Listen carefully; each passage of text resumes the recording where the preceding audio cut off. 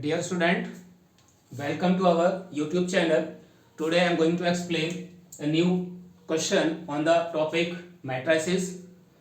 अब देखो आपके पास क्या बेटा, this matrix into inverse of this matrix gives a new matrix. इसका मतलब क्या हुआ?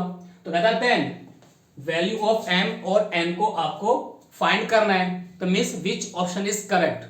आप क्या देखते हैं सर, हम तो इसकी पहले तय करेंगे, इसका इनवर्स निकालेंगे. बेटा इट्स वेरी लेंथी. फिर आप उसकी इनटू करेंगे तो वो और लेंथी आएगा. देखो अब हमें सीखना कोई एक नई ट्रिक. तो जब ऐसा कोई मैट्रिक्स क्वेश्चन है जिसमें कोई आपके पास एंगल नोटेशन यूज हो रहा है, कोई एंगल इन्वॉल्व है इन ट्रिग्नोमेट्रिक फंक्शन, आप थीटा को कोई वैल्यू एज्यूम कर लो अपने चॉइस के अकॉर्डिंग. तो मैंने मान लिया आप थीटा रखो इसमें 30, तो इट्स वेरी डिफिकल्ट.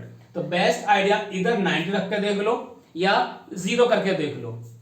ठीक है, तो मैंने आपसे ये कहा इन दिस केस कि बेटा पुट या let x equals to 0 degree.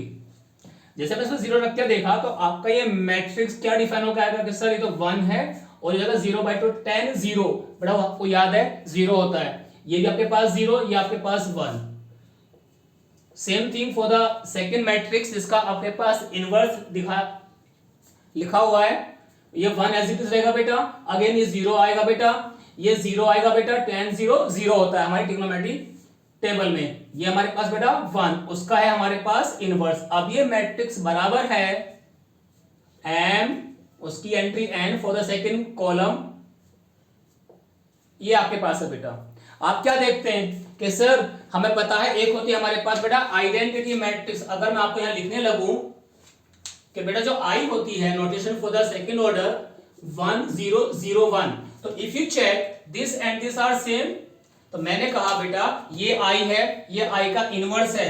तो आपको याद होगा this thing is I into I का इनवर्स.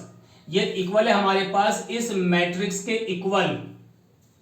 ओके बेटा, तो बोले sir I into I inverse again new matrix, वो बेटा आई आ जाएगा बस. m एंड माइनस m और ये बेटा m, और ये वैल्यू जब आई है तो मेरे पास मतलब हुआ ये बेटा. तो आपने सिंपली इसको इक्वल कर दिया. तो value of m is 1, value of n goes to 0. की बेटा आप उसको यहां से कंपेयर कर लो बेटा, सबसे बेस्ट है ये ना. देखो तो m goes to 1, n goes to 0. तो बोले सर फर्स्ट में और सेकंड में नहीं है. बिल्कुल करेक्ट बेटा.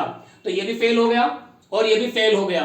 अब हमारे पास है दो ऑप्शन, एक सी है बेटा और एक डी है. आपने कहा सर ये तो ट्रिग्नोमेट्री में आ गया. हाँ बेटा, तो अब आप इसको जो x है, जो इसका एंगल है, आपने कहा था पुट x इक्वल टू 0 बेटा.